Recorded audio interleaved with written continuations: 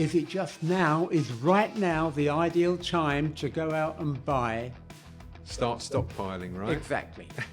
We will see. But every little accidental dent in the still will change the nature of the whiskey.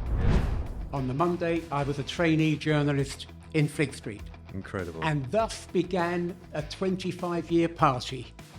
It was not like going to work.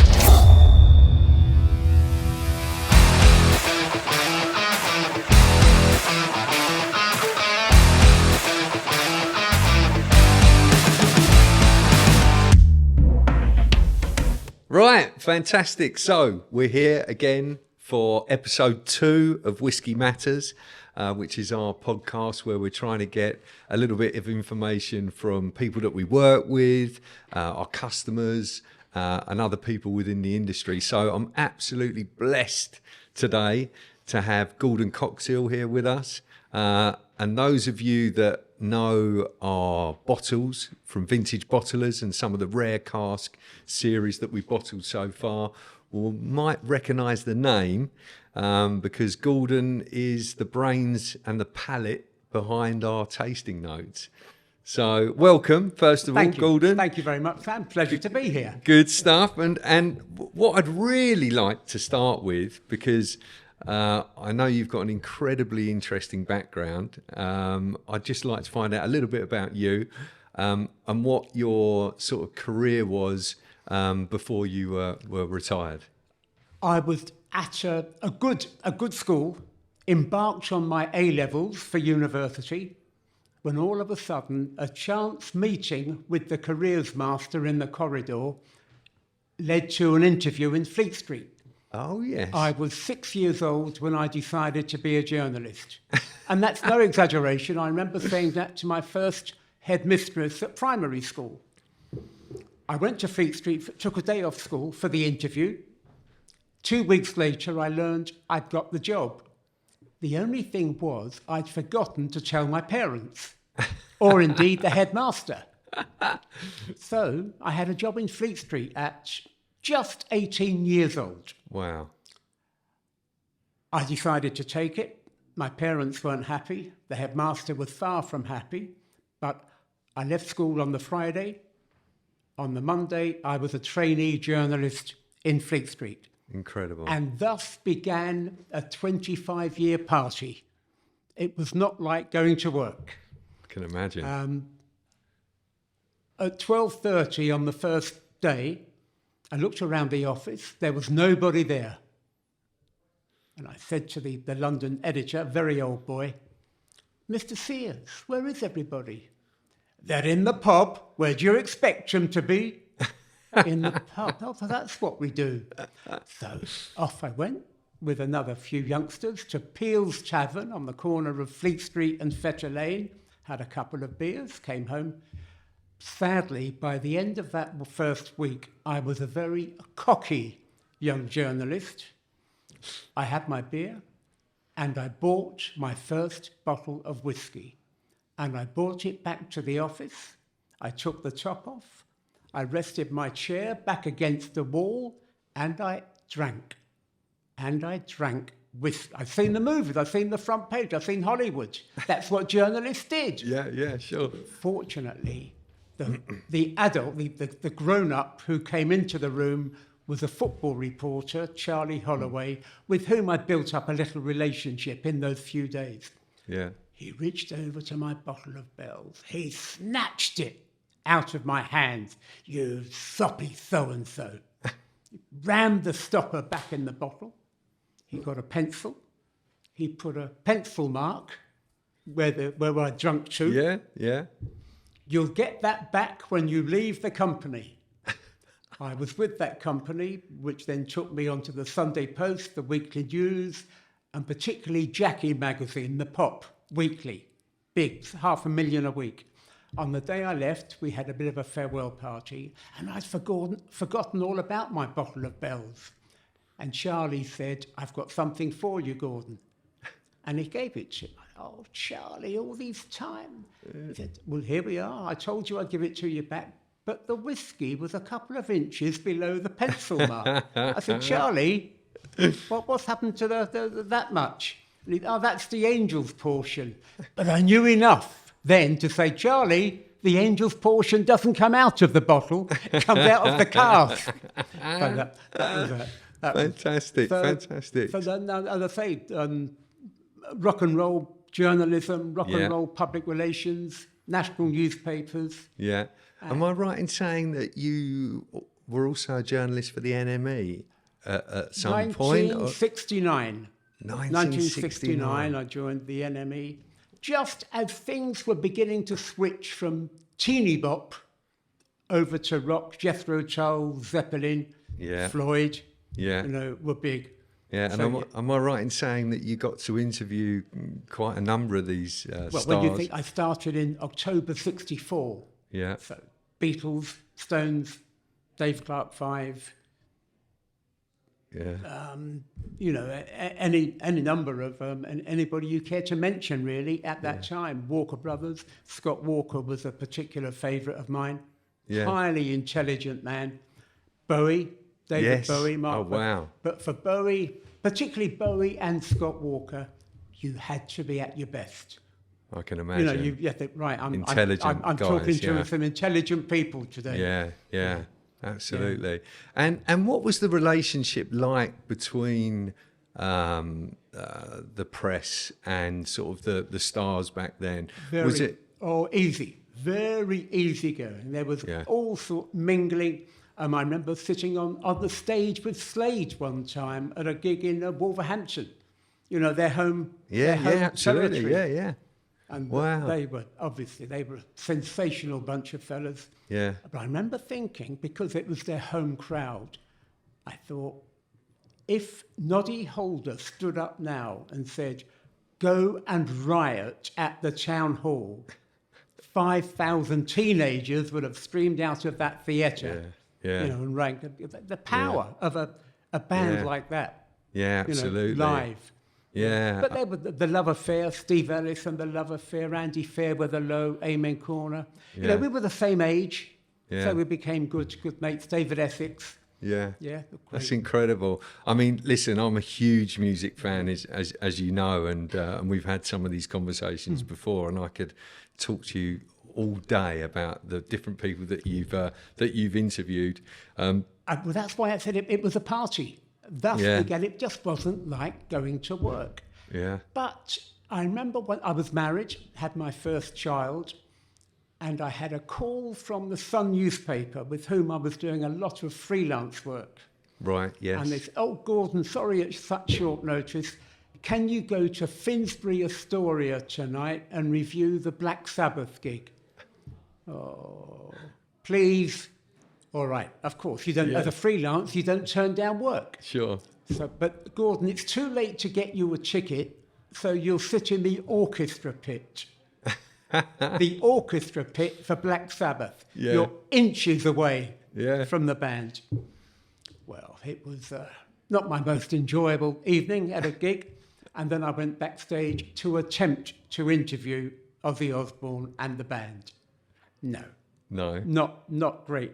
And I said to myself, that was the evening I said, Gordon, you're too old. You're too old for this. The music's changed, and seemingly you have changed. Sure, yeah. So I went for a few years into mainstream journalism and public relations, which was a ball. Had a wonderful time. Yeah, Got me all around Europe, the Bahamas, Barbados. Wow. With clients. Yeah. And then after a second divorce, which very careless of me, I upped sticks and became a school teacher in Greece for 20 years. Goodness me, yeah. Well, I know you've got a love. I know you've got a love for Greece, and all things Greek. I went to write the last great novel of the 21st century, but instead I partied. For a year. So the novel didn't get written, but I did find myself a very good school teacher. Yeah. Because there was a great demand for English teaching. Yeah. And I had excellent relationships with my employers and with the students. Yeah. And that's another 20 years. Brilliant, brilliant. Well, it seems to be a common theme here that you like a party. Yes, strange. But what we must get back to, unfortunately, because I could sit and talk to you about this, your experiences and what you've done in the press world and the people that you've interviewed and the experiences that you've had all day long, is get back to whiskey, because you are also. Not only are you an accomplished journalist and incredibly good at it, but you're also a fantastic whiskey enthusiast, and your knowledge in whiskey is incredible. It's second to none. So first of all, what I'd like to ask you is, you've got Scottish heritage, I believe. I was born in Glasgow. Yeah. My mother's side of the family came from Argyll on the west coast. My grandfather was a gamekeeper. Yes. And great friends with the then Duke of Argyll. I'm obviously going back a couple of generations. Wow. So yes, there was the Scottishness, and therefore perhaps already in the blood. Yeah. But the great epiphany for me of appreciation of whiskey rather than just drinking was back in those PR days I mentioned, when I joined a company in Kensington, a PR consultancy. And at the job interview, I was asked, Gordon, do you by any chance enjoy a drink? And I thought, oh, be careful how you answer this, Gordon. And I thought, honesty is always the best policy. Yes, I do. That's fortunate, because your clients will be the German Wine Information Service, some Italian wines, and Glenmorangie whiskey. Wow. So, in due course, I went up to spend a few days at Tain on the Dornoch Firth. Yeah. And there I spent a couple of gloriously happy days with an old boy called Ian McGregor, who'd been the distillery manager for 40 years. My goodness, What wow. didn't he know Yeah. about whiskey? It was there, walking around the warehouse with his great ladle Yeah. and taking the bung from the cask, and he poured it into the two glasses. Gordon, will you tack a drop of water with your whiskey? I said, no thanks, I drink it neat. And he said, you shouldn't. Yeah. Really? Try this. So he poured a little water into a dram. And then I realised how important it was. Yes, you're reducing the strength by a tad. You're allowing the esters to be released and the enhancement of the flavour. And from that time on, I've never abused whiskey again. And now it is a real appreciation. Yeah. I mean, it's funny because, there's people always ask me, and I'm sure they probably do you as well, what's your favourite whiskey? And it always depends on, who you're with, what time of the year it is. Yes, it does. Have you eaten? Have you not eaten? Is it first thing in the morning? No, I mean, is it, but it really, really does depend. There's no straight answer to that. No, there isn't. And also there's a huge love at the moment for cask strength whiskies that are incredibly strong, that would never have made the open market years ago.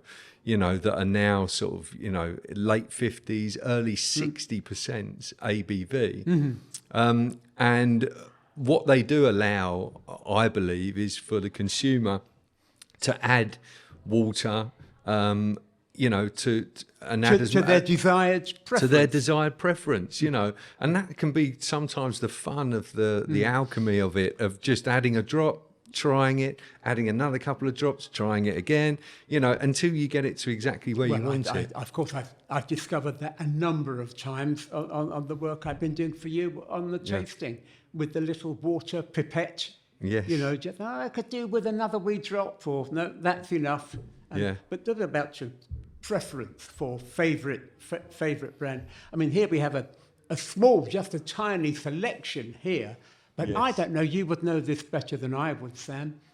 At any one time, there were 210, 220 distilleries in active service. Yes, yeah. So, in all parts of Scotland, the Highlands, the Islands, the Lowlands, and even on and Speyside, of course, even there, the variety is incredible. It's huge, yeah. Along the Spey Valley or North Speyside. So there's a whiskey for every palate, and as you say, almost for every time of day, but certainly seasons.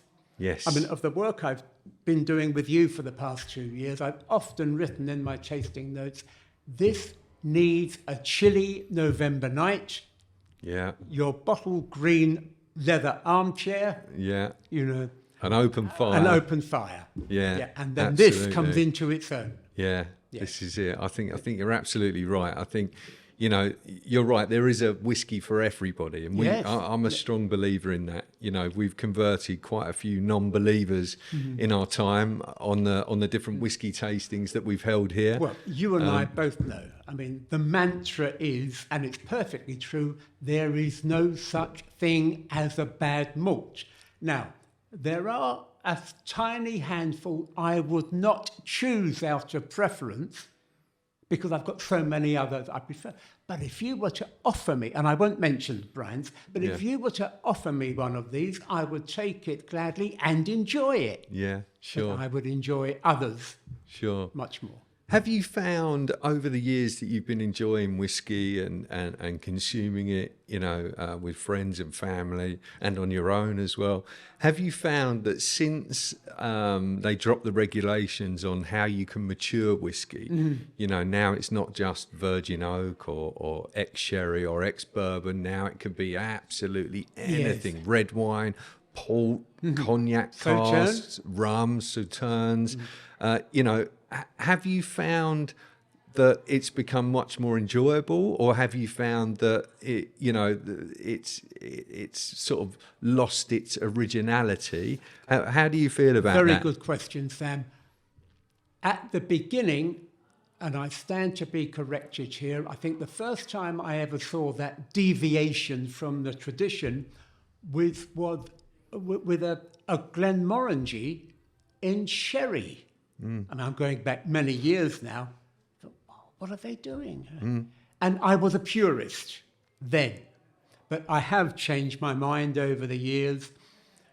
And with the large number that I've sampled on behalf of vintage bottlers, I have changed my mind, and I'm now an aficionado of, because I can see that the sherry, the red wine, and the rum, I think sometimes the rum adds a worthwhile dimension. Well, it's funny you should mention that, because one of Vintage Bottler's gold winners, which was in the World Whisky Awards 2023, it won gold medal and it won best in its category as well, was our 21-year-old Port Charlotte, which I think Andy's kindly going to pass over to. Very well done, thank you. So yeah, this we're incredibly proud of, and the guy at the helm was obviously Jim McEwen, who was quite a revolutionary, if you like, at Bruichladdich, and where they produce obviously Port Charlotte, which is a place on Islay, as we all know. And once was a distillery as well. And it's a heavily peated expression. But this has spent all of its life in a rum barrel, its whole life, full maturation. So as soon as the regulations were dropped in the millennium, this was distilled on the 18th of July 2001. So, you know, quite soon after. And Jim did a lot of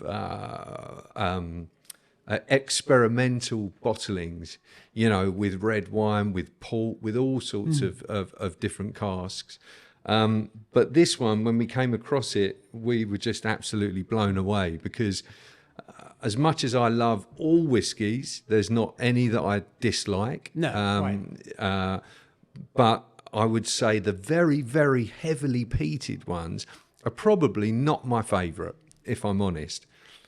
when we came across this and we tried this, it completely changed my mind, because I feel, and obviously we're going to try some now, which I can't wait for. But I find that the sweetness of the rum really dampens down the smoke on this particular whiskey, and it's one we're incredibly proud of. So one of the joys, of course, of an intensely flavoured whiskey. If you search hard, there will normally be just that background sweetness. Yes. Which mitigates a little. Yeah. The one thing that I'm just disappointed in is that I don't know what rum it was in. I have no idea. We were told it was Jamaican rum, but we don't know. What type. Anyhow. So for the listeners, I've got in front of me a bottle of Port Charlotte, distilled at Bruichladdich, 21-year-old. Distilled on the 18th of July 2001 and bottled on the 16th of August 2022. It's at a strength of 48.7% and it yielded 259 bottles. It's a darkish sort of amber colour. It's not quite as dark as you would expect from a first fill sherry cask, but it's not sort of that straw, light hay colour that you would get from an ex-bourbon cask. So it's somewhere in between, I would say. Gordon, what do you think? Yeah, totally agree with you. Yeah?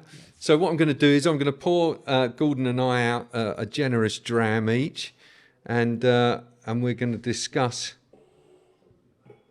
taste it, which is obviously the most enjoyable part of this podcast for both of us. Thank you, Sam. and really sort of discuss what we get from it. Now, I must admit, Gordon, your palate is far more sophisticated than mine. We've had a few more years practice, Sam. You're very kind. So, it's first of all, the nose on this. I mean, you get real smoke immediately. I find it. You hardly need to drink it. The aroma is almost sufficient. That is utterly delectable. Yeah, I think if you've ever been to Islay, I mean, when I smell a whiskey of this quality, it takes me straight back there. From sitting in the various pubs in Islay and the distilleries as well themselves, and having that beautiful peated, smoky, sometimes sweet if it's been aged in sherry or rum like this one, and sometimes not. But anyway, let's have a try and see what we think.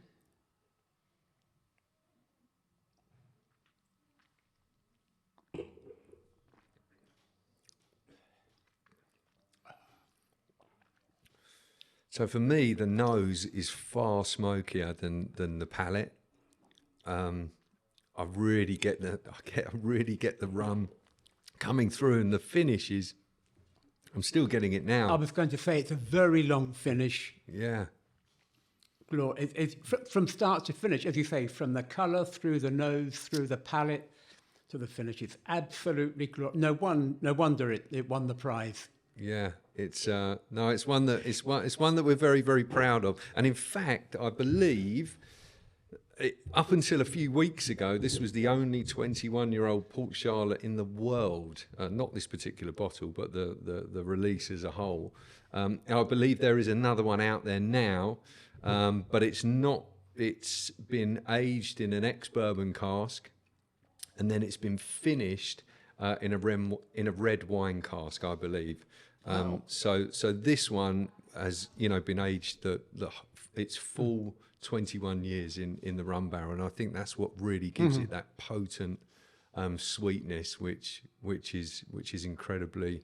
Do you get a bit of saltiness, a bit of saline from that as well? Well, I think that would come from being on a small island where it's continually washed by the Atlantic winds. Yeah.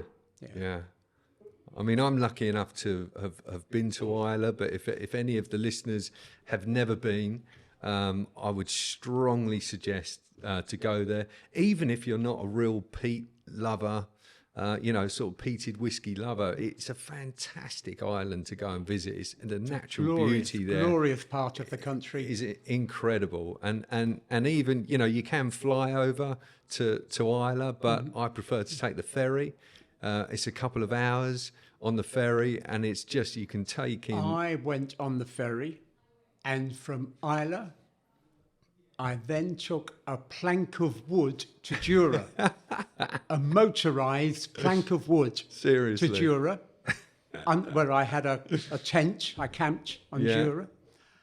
And when I wanted to return to Islay, there were no telephones. I had to hoist a flag. My goodness. Which the owner of this motorised plank of wood would be looking every morning. He would look through his binoculars to see if anybody wanted to come over. Unbelievable. That's incredible. What sort of year was that?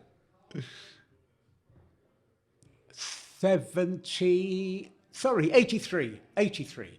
Unbelievable. 83. Unbelievable. Yeah. And the first distillery I ever visited was Beaumont. Yes. And that's where the guide, very knowledgeable, at the end of the tour, and we're having our dram, he had a big board with a pie chart, and he showed where the £1.69 was the cost of producing a bottle of Beaumont, and the rest of it was distribution, retailer profit, but by far the biggest slice of the pie was tax and duty. Yeah. Yes. Yeah, and it still is today, unfortunately. I mean, it's £31.64 per pure litre of alcohol. So if you're talking about, this particular bottle, which is close to 50%, if you're talking £31.64, then you're talking sort of 15, 16 quid of that is just tax. So yeah, it's a shame really that it is so highly taxed, but there you go. Ian McGregor at Glenmorangie all those years ago, I remarked on my visit how nothing was hurried. Everybody was walking around gently. Even the distillery cat padded around gently. And he said, "Gordon, what's the point of hurrying? It's here for a minimum of 12 years. Yeah. You can't hurry the whiskey, so we don't." Well, and I've discovered the same thing with drinking it. Yes. You don't hurry a good malt. No way, Just no. relax over it, No. enjoy, savour. Yeah. And let the drink revolve around all the taste buds. Yes. And get the max and all that lovely complexity, which is why we enjoy malt. Yeah. Discover it, find out what's going on there. Yeah. What I've found very, very interesting over the last few years of trying, sampling and then bottling certain whiskies is that you can have a whiskey that's been distilled in a distillery, let's say in Speyside, and you could have the distillery right next door, both distilled spirit on the same day of the same year, and they were both put into, let's say, refill bourbon casks, but they can have completely different flavour profiles. Yes. And you think, well, how is that? But when you really dive deep into the production process and you realise that it's the different type of yeast, it's obviously the barley generally comes from the same place, but it's the fermentation process, how long it's fermented for, all of these things have an impact. And yes, I do believe, I'm a strong believer that 80% of a whiskey's characteristics come from the cask itself, but there is still quite a strong influence from the master distiller. Of course. And also, we mustn't overlook the water source. Absolutely. Along the Spey Valley, I couldn't tell you off the top of my head how many distilleries there are along the valley itself, but I believe I'm right in saying that everyone has a different water source.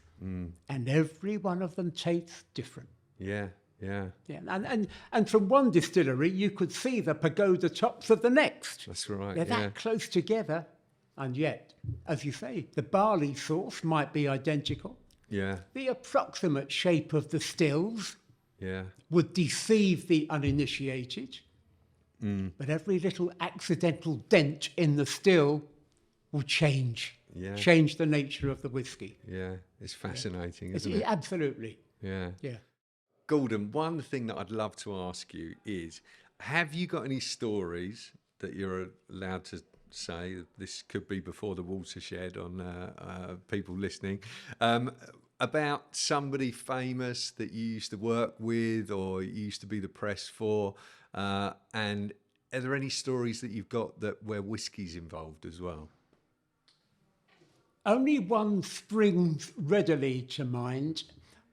I fortunately got to know Scott Walker very well. Okay, and just remind the viewers who's listeners, sorry, who Scott Walker is. And two colleagues, Gary and John, came to London from California Right. in the mid-60s. Yeah. Immediately had a string of massive hits with big orchestral ballads like "The Sun Ain't Gonna Shine Anymore," "Make It Easy on Yourself." Wow. Yep. Yeah.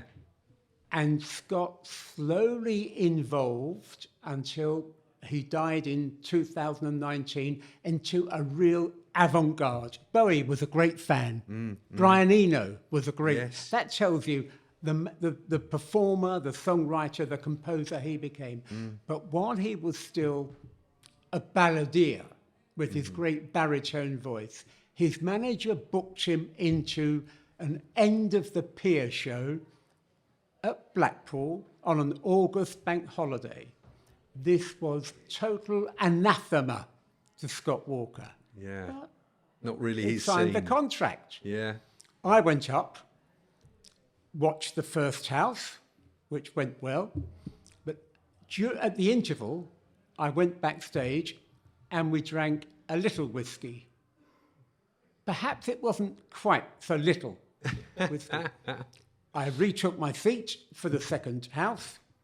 Scott came out, backed by a bunch of musicians from the Ronnie Scott Orchestra. Wow. Okay. Yeah. And he introduced his three massive top 10 hits with the words, "I'm now going to sing for you the three most boring songs it's ever been my displeasure to sing." And he went into Joanna. Well, the audience was stunned. This was the audience that had put these records into the top three. Yeah. And now they're being told they're boring. He doesn't like them. He was booed. He was roundly booed. Yeah. Do you think that had been building inside of him? Oh, yeah, very much so. Over a Very number of much shows, so. and But I wrote a review for the New Musical Express a couple of days later, and I'm afraid I was not an objective journalist that day. I was a friend of his, and I admired him tremendously. for his honesty. So I wrote a very positive review. This is honesty at work on the stage. Yeah. A few days later, I had a call from his press agent. "Gordon, I've got a parcel up here. Could you come up to the office?" I was in the Strand. He was in Covent Garden. A couple of minutes walk. Undid the wrapping. There was a message from Scott Walker. "I don't mean this as an insult to your memory, but figured maybe you could use it." And I unwrapped the box, and there was one of the first Philips cassette recorders. It said, "With gratitude, Scott." Wow. Wow. And that was what I used for the rest of my journalistic career. Yeah. My shorthand wasn't that brilliant, so it was wonderful to have the Fantastic. cassette recorder. And did you stay friends with? Did you stay in contact with him whilst Until I you were went, still? I saw him, with the Walker Brothers reformed, and then the end of his solo. But I went off to Greece, and we did. Yeah. We did lose contact, but I was upset. I was deeply saddened Yeah. when he died. Well, I mean, if anything, when you went backstage with him after that first show, you definitely, I suppose you could call the whiskey a little bit of honest juice Yes. that he had. Yes, you know, yeah, the rest of it, he changed his manager a few days later, so changed the rest of his life. Fantastic. So, Fantastic. be careful. Yeah. Do you remember what that whiskey was by any chance? No, I don't. Sure. No, I don't. Probably a blend of some sort. I would imagine. Yeah. Good stuff. Well, that's fascinating. Last question. Obviously, you've been a lover of whiskey and an enthusiast of whiskey for a number of decades now. And you've got to try and sample some cracking drams and probably share them with some equally cracking people and individuals. But what's sort of been the most enjoyable part of your whiskey journey so far? There have been many, of course, but I can remember being at home down near Hastings 18 months ago, and there was an unexpected knock at the door. I opened the door, and it was one of the courier companies. Hello. Could I have your name, please? Which rather threw me. I told him my name. He said, could I have your age? I said, no, you don't. Why do you need to know how old I need to know? And I looked down at the floor, and there was a large box, very well wrapped up. And he said, I need to know your age before I can hand. I had no idea. Yeah. I had no idea I was on the point of closing the door on it. Yeah. So I thought, well, I'm not giving too much away here. Yeah. 70 something. Yeah. So he said, right, name, age, yeah, that adds up. Yeah. So he handed me the box. Thank you, goodbye. Took the box. I wasn't expecting any deliveries. I took the box indoors, got the sharp knife, very well packaged, and there was a wonderful, wonderful protective box with half a dozen bottles of different aged malts. The expression "take my breath away" doesn't do it justice. It was unexpected. Yeah. Neither you nor George, nobody had told me. It was just to say thank you for the work. Well, that was pretty special. Good. That Good. day. And have you got any left? No. Sam, it was 18 months ago. But I will tell you, there has not been a drop of all those whiskies and the others which we've sampled over the years, which has not given me infinite pleasure. Yeah, that's fantastic. Well, that's brilliant. Thank you so much for that. That leads me on to just a last story that I've got, which is my father-in-law. His father's from Cumbria, from a small town called Maryport, which is on the coast up by the border of Scotland there, and he was an avid Scotch fan, and he won a competition once in the newspaper for a year's supply of whiskey. Wow!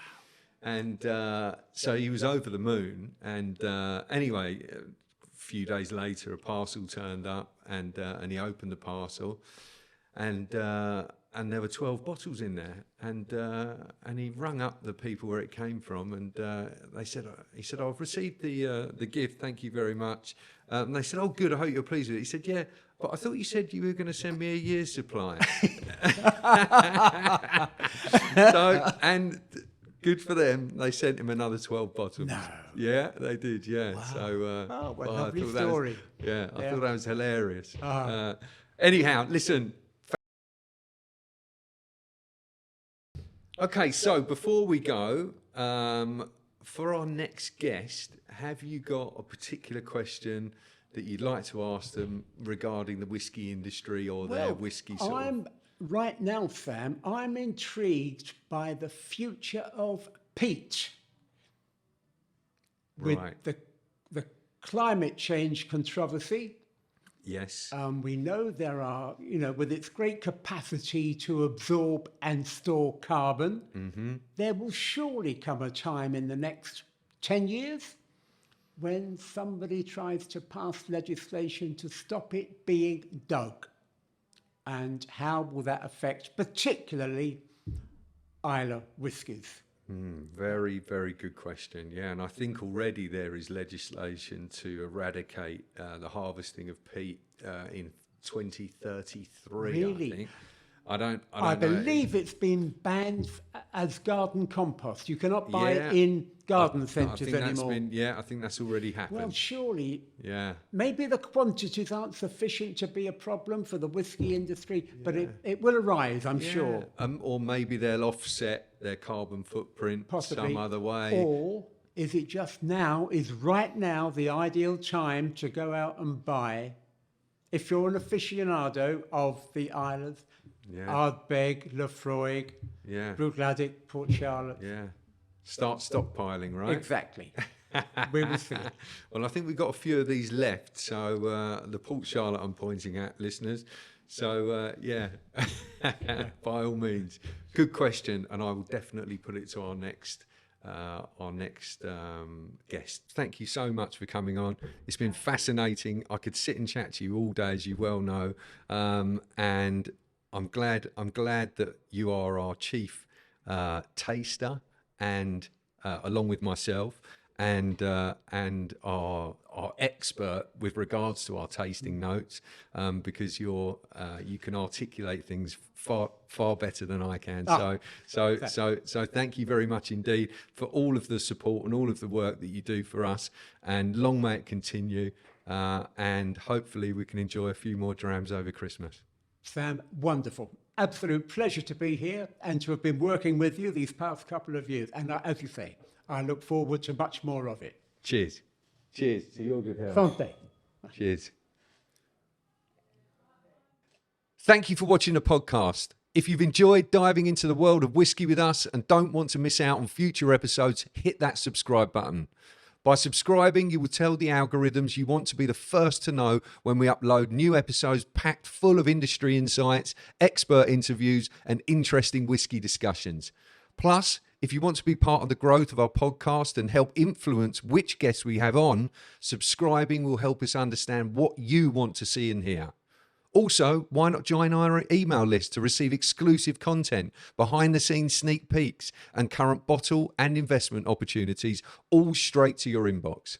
Just head over to our website or check below for the link to sign up. Trust me, you won't want to miss out on what's coming up.